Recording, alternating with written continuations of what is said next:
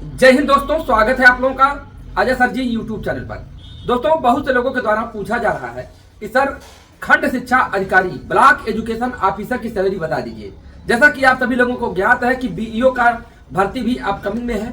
आने वाले समय में खंड शिक्षा अधिकारी की भर्ती देखने को मिलेगी। ऐसे में बहुत से लोगों की इच्छा है कि पहली सैलरी कितनी है, क्योंकि आपको पता है कि सैलरी हमेशा बढ़ती रहती है। जुलाई और जनवरी में 2 बार सैलरी बढ़ती है, तो इसलिए यह जो वीडियो बनाया जा रहा है, ये वीडियो अभी तक चलेगा। जनवरी के बाद पुनः सैलरी बढ़ जाएगी, फिर अगला जुलाई के बाद बढ़ जाएगा।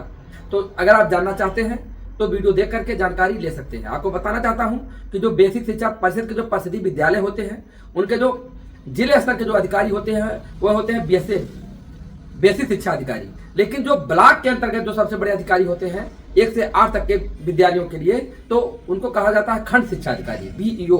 उन्हीं की जो सैलरी है, अब आपको बता दें बीईओ की जो नौकरी है, इनमें इनको चलने के लिए सरकार की तरफ से वाहन की भी सुविधा है। तो ट्रेवल अलाउंस न मिल करके अब उनको क्या मिलता है, गाड़ी मिल जाती है, 4 पहिया गाड़ी मिल जाती है, जो कि जिले से लेकर के उनको ब्लॉक तक लाएगी और ब्लॉक से जिस विद्यालय पे जाना चाहेंगे वहां तक ले जाएगी। फिर ब्लॉक से उनको जिले पे लाकर, जिला मुख्यालय पे लाकर के छोड़ देगी। जिला मुख्यालय से ही उनको गाड़ी अवेलेबल होगी। ऐसा नहीं कि गाड़ी उनको घर ले जाएगी, घर से इधर उधर नहीं, उस तरह का नहीं। केवल जिला मुख्यालय पे इस समय से आएंगे, वहाँ गाड़ी मिलेगी, वो गाड़ी ब्लॉक पे लाएगी, ब्लॉक से इनको विद्यालय पे ले जाएगी, विद्यालय से फिर ब्लॉक पे होते हुए या डायरेक्ट अगर जाना चाहते हैं तो जिले पे जाकर के छोड़ देगी। तो कितनी सैलरी है चलिए देख लीजिए। वीडियो पसंद आए तो लाइक करिएगा, शेयर करिएगा, और चैनल पर नया सब्सक्राइब नहीं किया तो सब्सक्राइब भी कर लीजिएगा। ब्लॉक एजुकेशन ऑफिसर खंड शिक्षा अधिकारी फर्स्ट सैलरी 2025।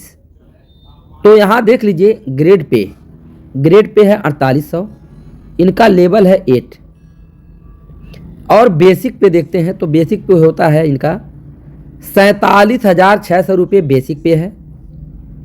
और डीए 1 जुलाई 2024 से 53% के आधार पे मिल रहा है। तो 47,600 का 53% तो 25,228 रुपये यह डीए अर्थात महंगाई भत्ता मिल रहा है। यहाँ देखिए मकान किराया भत्ता, इसकी अलग अलग दरें होती हैं कि किस स्थान पे पोस्टिंग है। ए क्लास सिटीज में 5,620, बी क्लास सिटीज में 2,810, ग्रामीण क्षेत्रों में 1,870 रुपये। अब बात करते हैं कि ट्रेवल अलाउंस की। तो आपको पता है कि अब इनको गाड़ी की सुविधा उपलब्ध है, अर्थात इनको जिले से लेकर के ब्लॉक तक, ब्लॉक से लेकर के जिस विद्यालय पे यह जाना चाहते हैं उस विद्यालय तक यह 4 पहिया गाड़ी से जाते हैं। तो जब इनको गाड़ी की सुविधा है तो यहाँ इसलिए ट्रेवल अलाउंस नहीं दिखाया जा रहा है। तो ग्रॉस मंथली सैलरी, जिसको टोटल अर्निंग कहते हैं, कितना है तो देखिए ए क्लास सिटीज में 78,448, बी क्लास सिटीज में 75,638, ग्रामीण क्षेत्रों में 74,698 रुपये। ये ग्रॉस मंथली सैलरी है। अब इसमें से कुछ डिडक्शन होगा।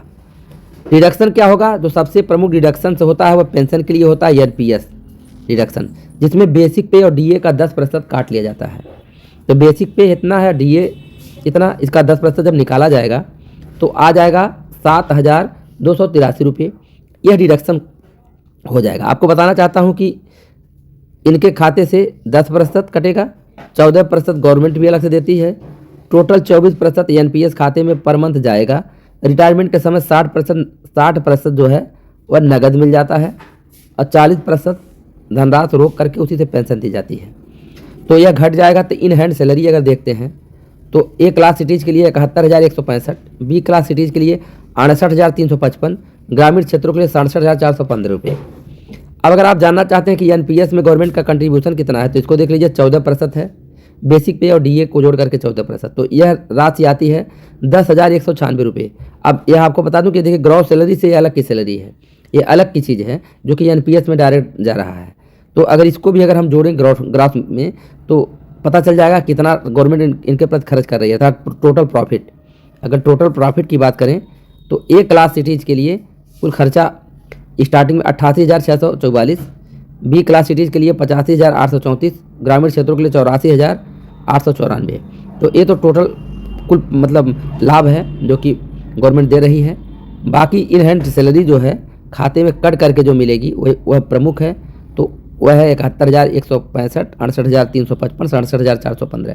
किस स्थान पे पोस्टिंग है उस आधार पे थोड़ा सा डिफरेंस देखने को मिलेगा। यहाँ जो डिडक्शन में हमने एनपीएस दिखाया है, हो सकता है कि जीआईएस का भी डिडक्शन हो, छोटा मोटा डिडक्शन होता रहता है। एक चीज़ मैंने यहाँ देखिए छोड़ा है, क्या है, इनकम टैक्स। देखिए इनको इनकम टैक्स भी देना होता है, तो जिसका कैलकुलेशन होता है इनकम टैक्स का, वो कैलकुलेशन पे जितना इनका बनेगा उतना इनको देना होगा। बाकी आपको बताना चाहता हूँ कि बहुत से लोग पर मंथ कुछ इनकम टैक्स कटवाते रहते हैं जिससे कि भार न पड़े, तो 4,000 5,000 रुपये के हिसाब से कटवाते रहते हैं। अगर मान लीजिए इसमें अगर 4,000 कटवाएंगे तो यही क्या हो जाएगा, आप इसमें से ये घटा लीजिएगा, क्योंकि इनकम टैक्स तो देना ही है। आपको बताना चाहता हूँ कि 7.75 लाख साल का जिसका आमदनी है, इससे कम है तो इनकम टैक्स नहीं बनेगा।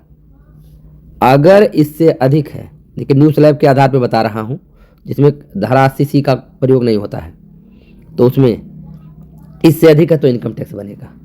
तो इसीलिए इनकी सैलरी अधिक है तो इनको इनकम टैक्स देना होगा, वो अंतिम में डिडक्ट होकर के जाएगा। ऐसा नहीं कि टोटल जितना रहता है सैलरी उतना उनको अपने काम के लिए ही मिल जाता है, बाकी इनकम टैक्स भी देना होता है, जिसको मैंने यहाँ दिखाया नहीं है। अगर वीडियो पसंद आया तो लाइक करिए, शेयर करिए, सब्सक्राइब करिए। धन्यवाद।